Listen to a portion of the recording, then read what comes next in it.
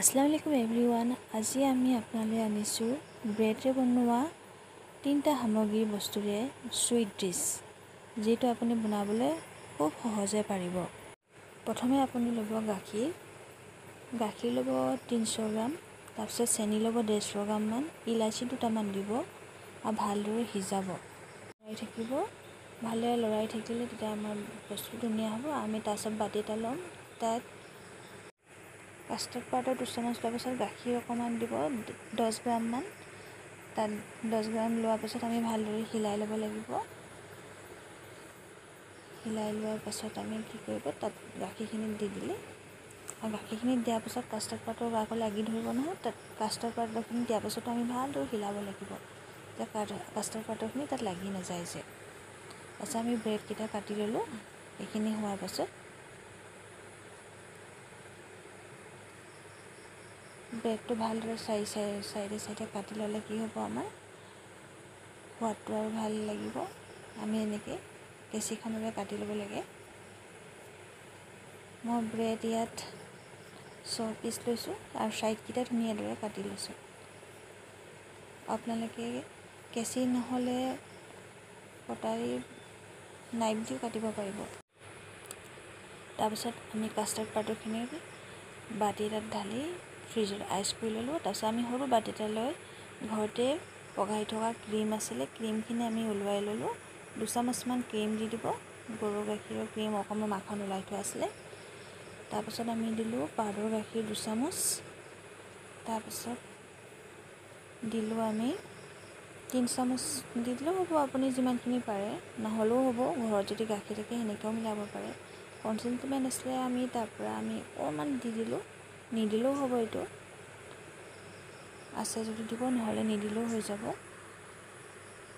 তাৰপিছত আমি পিচি থোৱা চেনি আছিলে, তাৰে 2 চামুচ দিলোঁ। দিকে এইটো মিলাই আমি ব্ৰেডকেইটা কাটি থোৱা আছিলে যে, সেই কাটি থোৱা ব্ৰেডকেইটাৰ ওপৰত দি দিম এতিয়া। তাৰপিছত আমি কাটি থোৱা ব্ৰেডকেইটাত ধুনীয়াকৈ আমি লাহেদৰে মাজে মাজে দিলোঁ আৰু ব্ৰেডকেইটা তাৰ ওপৰে ধুনীয়াদৰে সজাই দিম। এইদৰে দি ল'ব আপোনালোকে ব্ৰেডখিনিৰ ওপৰত। তাৰ ওপৰে আমি ব্ৰেড দিম। এয়া ব্ৰেড দি দিলোঁ আৰু যিখিনি বাচি আছিলে ব্ৰেডৰ ওপৰে দি দিলোঁ। আমি ৱেষ্ট নকৰিলোঁ। তাৰপাছত আমি আইচৰ পৰা ওলোৱাই অনা কাষ্টাৰ্ডখিনি কি কৰিলোঁ, ওপৰে দি দিলোঁ। এতিয়া ব্ৰেডখিনি আমাৰ কাষ্টাৰ্ডখিনি ধুনীয়াকৈ ঘুলি ল'ব, আমাৰ খাবলৈ সোৱাদ লাগিব। এইদৰে ধুনীয়াকৈ সজাইকৈ দিব।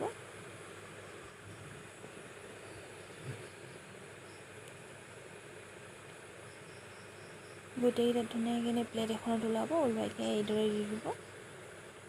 ওলোৱাই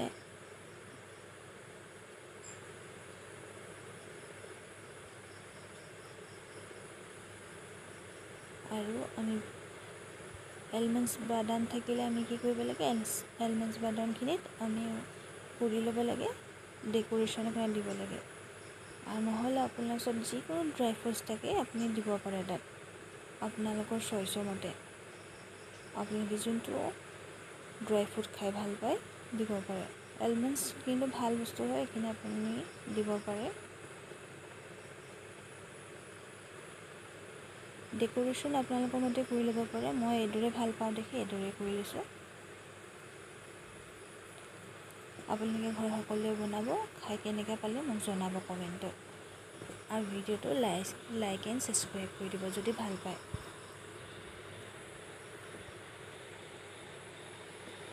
এয়া আমাৰ ৰেচিপি তৈয়াৰ হৈ গ'ল।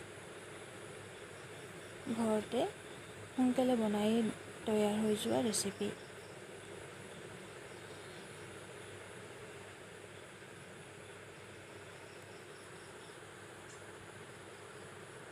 ভিডিঅ'টো সম্পূৰ্ণভাৱে চোৱাৰ বাবে ধন্যবাদ।